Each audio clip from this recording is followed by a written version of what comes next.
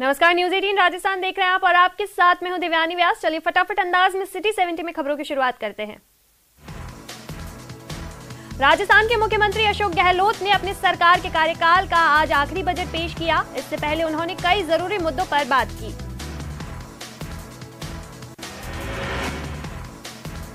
अपने संबोधन के दौरान सीएम गहलोत ने कहा कि हमने हर वर्ग के लोगों के लिए काम किया है, हर वर्ग को ध्यान में रखते हुए काम किया। सीएम ने रिकॉर्ड बनाते हुए करीब 3.5 घंटे तक बजट भाषण दिया। सीएम ने कहा, हमारी सरकार के तहत कोरोना काल में कोई भूखा नहीं सोया। आगे हर काम सफल होगा। आज नहीं होगा तो कल होगा। 76 लाख परिवारों को उज्ज्वला योजना के तहत पीएम की घोषणा के मुताबिक एलपीजी सिलेंडर मिले, लेकिन वो खरीद नहीं पा रहे थे। इन 76 लाख परिवारों को आगामी वर्ष में 500 रुपए में एलपीजी दिया जाएगा। सीएम गहलोत ने कहा कि मैंने पिछले बजट में 50 यूनिट बिजली फ्री करके सभी घरेलू उपभोक्ताओं को छूट दी थी। अगले साल से 100 यूनिट बिजली फ्री होगी।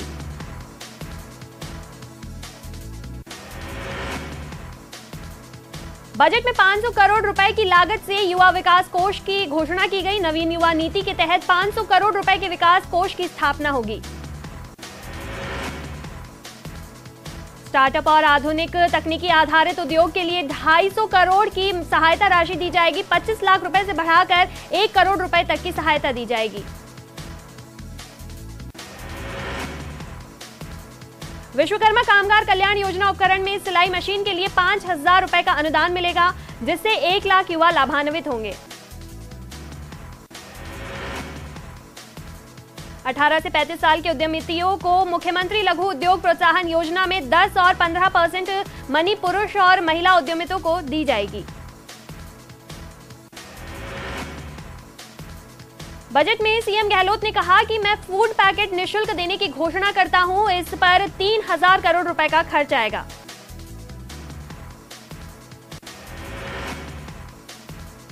सीएम ने बजट भाषण में हर ब्लॉक मुख्यालय पर डिजिटल लाइब्रेरी बनाने की घोषणा की, जिससे लोगों को डिजिटल लाइब्रेरी का लाभ मिलेगा।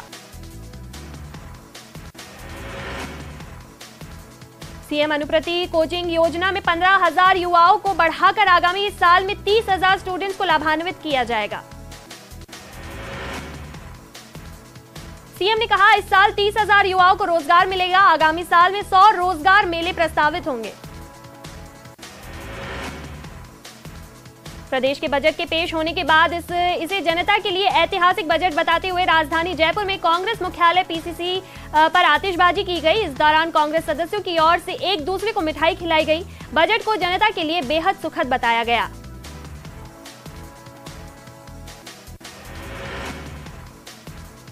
मुख्यमंत्री अशोक गहलोत ने आज राज्य का बजट पेश किया। बजट को लेकर कांग्रेस प्रदेशाध्यक्ष गोविंद सिंह डोटासरा ने कहा कि यह बजट अपने आप में ऐतिहासिक बजट है। आरटीई के गरीबों के बच्चों अब 12वीं क्लास तक पढ़ सकेंगे, जिसका पुनर्भरण राज्य सरकार करेगी। वो ओपीएस से अब बोर्ड निगमों में भी जारी कर दी गई है। इंफ्रास्ट्रक्चर के काम इतने हुए हैं, इतनी घोषणा हुई है जिसकी कोई सीमा नहीं है। बहुत अच्छा बजट है, सबको साथ लेकर के है। युवाओं के लिए नीति बन रही है, युवाओं के लिए हॉस्टल्स जिले के ऊपर बन रहे हैं। उनकी समस्याओं को, जो संविदा कर्मी थे उनकी समस्याओं का समाधान किया गया है। उनको जो एक्सपीरियंस था उनको काउंट करने की बात की है। इंग्लिश मीडियम की स्कूलें हैं, कॉलेजेज की घोषणा हुई है। नए संस्थान, उप जिला अस्पताल, एसडीएम, प्रशासनिक दृष्टि से भी अच्छा बजट है। कुल मिलाकर के हर वर्ग का ध्यान में रखा गया है। राजस्थान के विकास को आगे बढ़ाने वाला बजट है। जयपुर में एक कारोबारी से 50 लाख रुपए की रंगदारी मामले में विद्याधर नगर पुलिस ने एक हार्डकोर बदमाश कपिल शर्मा को गिरफ्तार किया है। ये बदमाश लॉरेंस बिश्नोई के खास शूटर संपत नेहरा का गुर्गा है। बजट पेश होने के बाद कोटा में कांग्रेसी नेता और कार्यकर्ताओं ने आतिशबाजी कर जश्न मनाया। जेडीबी कॉलेज के बाहर दर्जनों कांग्रेसी कार्यकर्ताओं और नेता एकत्रित हुए और मिठाई खिलाकर खुशी जताई। कोटा में वन कर्मियों ने अबहेड़ा बायोलॉजिकल पार्क का गेट बंद कर दिया और नारेबाजी कर विरोध प्रदर्शन किया। कर्मियों ने कहा कि पेश किए गए बजट से भी वन कर्मियों को काफी निराशा हाथ लगी है।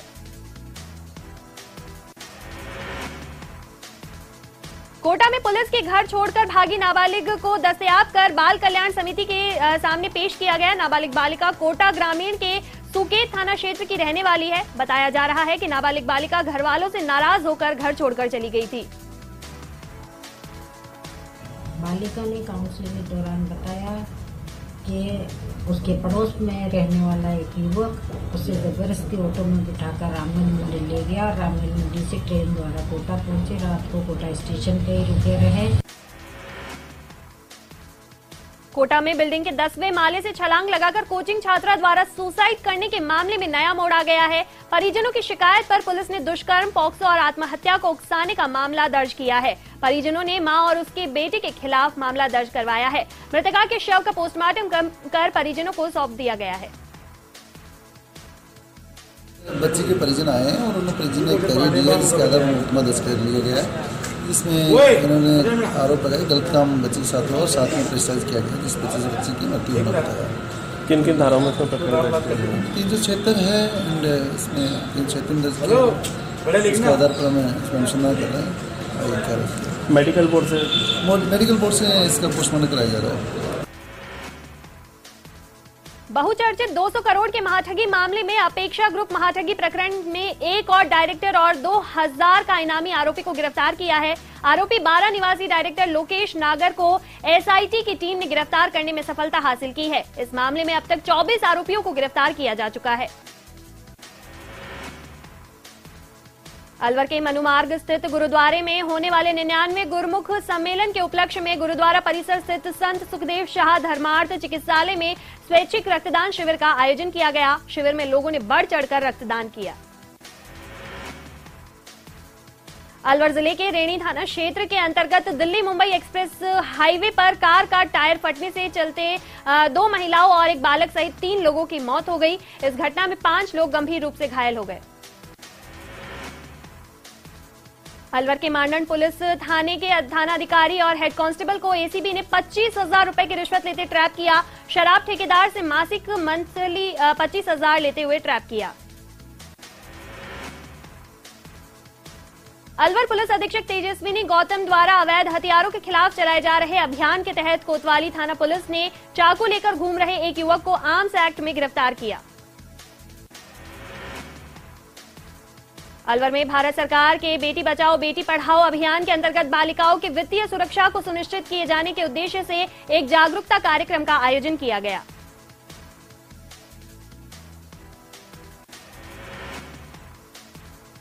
अलवर में एक युवक के साथ डंडे से जमकर मारपीट करने का मामला सामने आया है। युवक के पिटाई का वीडियो सोशल मीडिया पर जमकर वायरल हो रहा है, जो शहर भर में चर्चा का विषय बना हुआ है। अलवर में एक माता पिता की लापरवाही उनके ही बच्चे की जान के लिए आफत बन गई। दरअसल टपूकड़ा इलाके में 5 साल का एक बच्चा छत से गिरकर गंभीर रूप से घायल हो गया। बच्चे के सिर में माइनर फ्रैक्चर आया है। भाई हम लोग तो कंपनी थे, जो है कंपनी में काम कर रहे थे, वहाँ से आए थे। ये कहाँ से कितनी ऊंचाई से गिर गया ये नहीं मालूम। अच्छा, हाँ। क्या नाम है बच्चे का, कितनी उम्र है? अरे उम्र है 5 साल, शाहजहान नाम है। अच्छा, तो ये खेल रहा था छत पे, जैसे पता चला खेलते खेलते चोट लगी, इसके गिर गया नीचे। हाँ, हम लोग वहाँ पर रहने वाले हम लोग को बताया, भाई हम लोग तो थे नहीं वहाँ पे। अच्छा, हम लोग ड्यूटी करने वाले, माँ भी ड्यूटी कर रही है, हम भी ड्यूटी कर रहे थे। अलवर में एसीबी ने बड़ी कार्रवाई करते हुए मांडन थाना अधिकारी और हेड कांस्टेबल को रिश्वत लेते रंगे हाथों गिरफ्तार किया है। बता दें एसीबी के एएसपी के नेतृत्व में ये कार्रवाई की गई। फिलहाल एसीबी की टीम आरोपियों से पूछताछ में जुटी है। अलवर जिले में 40 दिवसीय चले तंबाकू मुक्त अलवर के अंतिम दिन शहर में जागरूकता रैली निकाली गई। इस रैली को बलबीर छिल्लर ने हरी झंडी दिखाकर रवाना किया।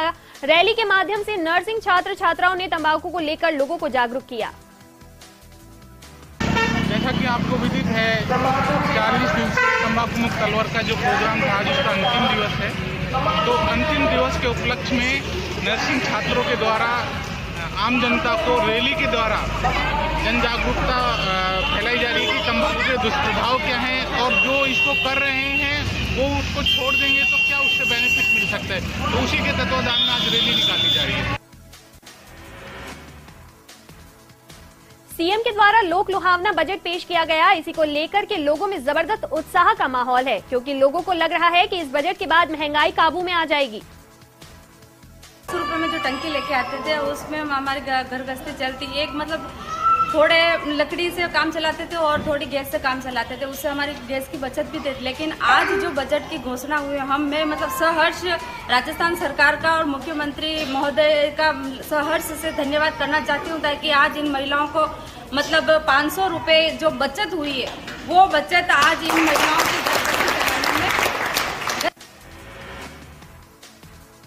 12 में 58 साल के एक व्यक्ति की सड़क हादसे में मौत हो गई। घटना में गुस्साए ग्रामीण धरने पर बैठ गए और शव को लेने से इनकार कर दिया। आरोप है कि जिस ट्रैक्टर से हादसा हुआ उसका इस्तेमाल अवैध खनन के लिए किया जा रहा था।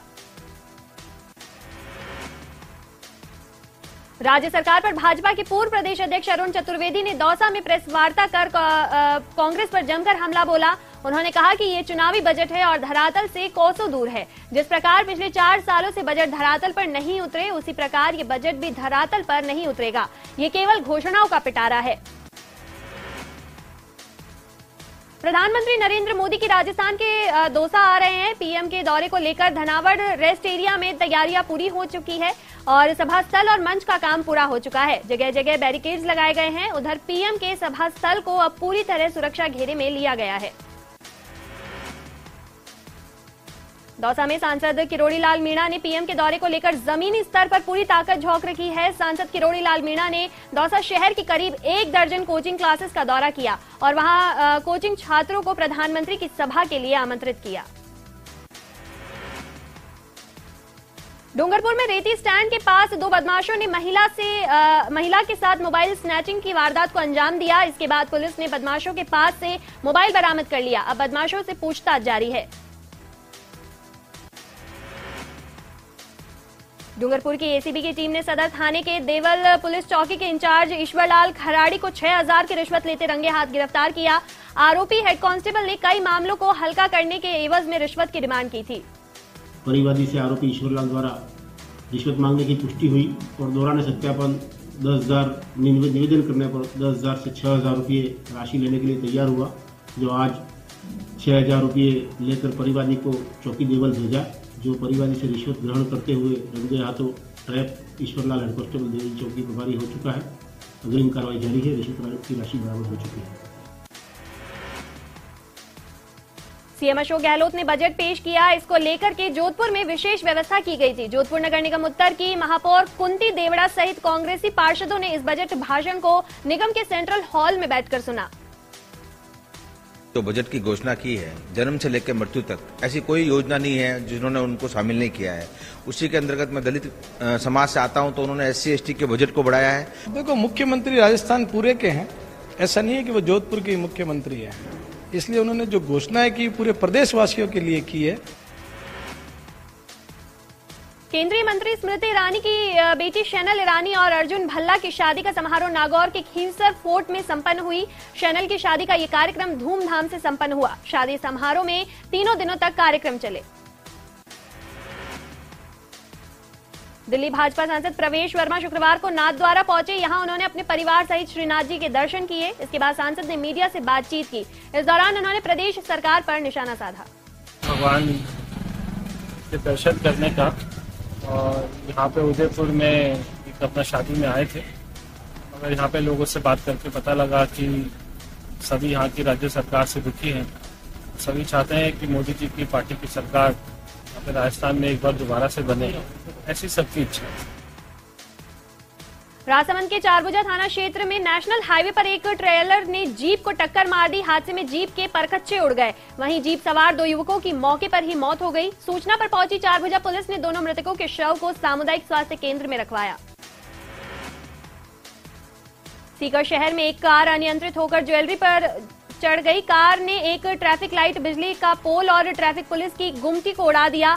हादसे में कार सवार 2 युवकों की मौत हो गई और 2 गंभीर रूप से घायल हो गए। श्रीगंगानगर की घड़साना थाना पुलिस ने गश्त के दौरान कार्रवाई करते हुए 4 युवकों को 4 किलो डोडा पोस्ट सहित गिरफ्तार किया है। पुलिस ने युवक के खिलाफ NDPS एक्ट में मामला दर्ज कर जांच शुरू कर दी। राजस्थान के मुख्यमंत्री अशोक गहलोत ने अपने कार्यकाल का आखिरी बजट पेश कर दिया। इस बजट में कई सारी घोषणाएं की गई, जिससे आम जन खासा आकर्षित हुआ है।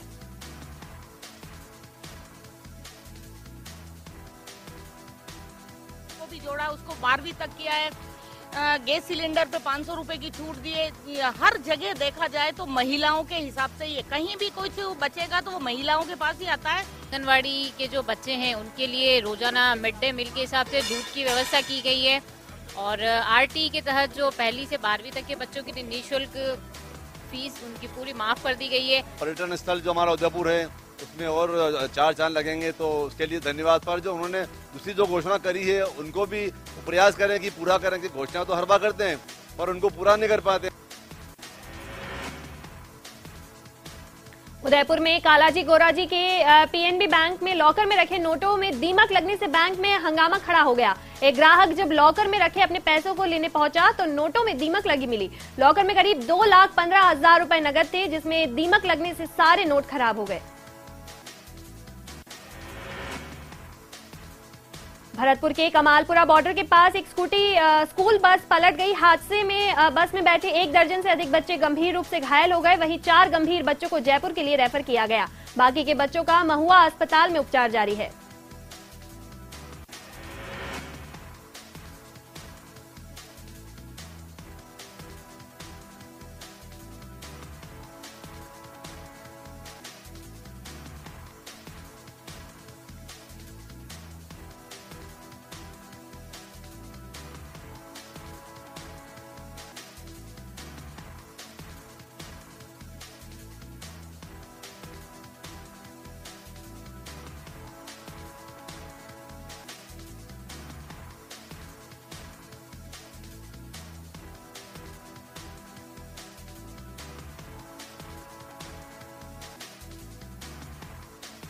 प्रतापगढ़ कलेक्टर डॉक्टर इंद्रजीत यादव ने पीपल खूट उपखंड का दौरा किया और आदर्श राजकीय प्राथमिक स्वास्थ्य केंद्र सुहागपुरा और उच्च माध्यमिक विद्यालय वीरपुर का निरीक्षण किया। साथ ही समस्त प्रकार की व्यवस्थाओं को और सुदृढ़ रखने के निर्देश दिए। आलोक यात्रा के साथ प्रतापगढ़ पहुंचे दीक्षार्थियों का जैन श्वेतांबर खतरगच्छ संघ की ओर से बहुमान किया गया। इस दौरान दादा गुरु मंदिर में धर्म सभा का भी आयोजन किया गया।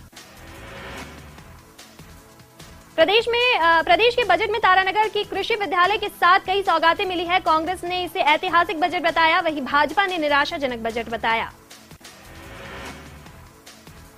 चूरू के सादुलपुर तहसील के केंकाजन गांव में स्थित राजकीय उच्च माध्यमिक विद्यालय में अध्यापक लगाने की मांग को लेकर छात्रों ने स्कूल के एंट्री गेट पर तालाबंदी कर दी और शिक्षा विभाग के खिलाफ विरोध प्रदर्शन किया। झालावाड़ में अतिक्रमण और नियम विरोधी निर्माण कार्यों पर नगर परिषद की कार्रवाई जारी है। जिला कलेक्टर भारती दीक्षित ने निर्देश के बाद लगातार शहर के नगर परिषद कार्रवाई को अंजाम दे रहा है। कार्रवाई में ड्रीम होम कॉलोनी को बैरिकेड्स लगाकर सीज कर दिया गया। राजस्थान प्रदेश युवक कांग्रेस चुनाव की गतिविधियां तेज होती जा रही है। इसी कड़ी में युवक कांग्रेस प्रदेश अध्यक्ष पद के प्रत्याशी यशवीर सूरा आज झालावाड़ पहुंचे और युवा कांग्रेस कार्यकर्ताओं से मिलकर उनके पक्ष में मतदान करने की अपील की। झालावाड़ में भी लगातार साइबर ठगी के मामले सामने आ रहे हैं। ऐसे में जिला पुलिस विभाग ने साइबर ठगी से बचने के लिए आज साइबर जागरूकता प्रशिक्षण कार्यक्रम का आयोजन किया, जिसमें पुलिस मित्र सखी और वरिष्ठ नागरिकों को साइबर ठगी से बचाने के लिए जागरूक किया गया। धौलपुर के दिहोली थाना क्षेत्र के मरेना कस्बे में 2 दिन पहले 6 बदमाशों ने फिल्मी स्टाइल में फायरिंग कर पीएनबी बैंक में लूटपाट की थी। मनिया डीएसपी दीपक खंडेलवाल ने बताया कि भागे हुए बदमाशों को पकड़ने के लिए पुलिस तीन टीमों का गठन किया गया है। धौलपुर जिले के दिहोली थाना इलाके के मुरैना कस्बे में दोपहर को 6 बदमाशों ने फिल्मी स्टाइल में फायरिंग कर पीएनबी बैंक से लूट की वारदात को अंजाम दिया।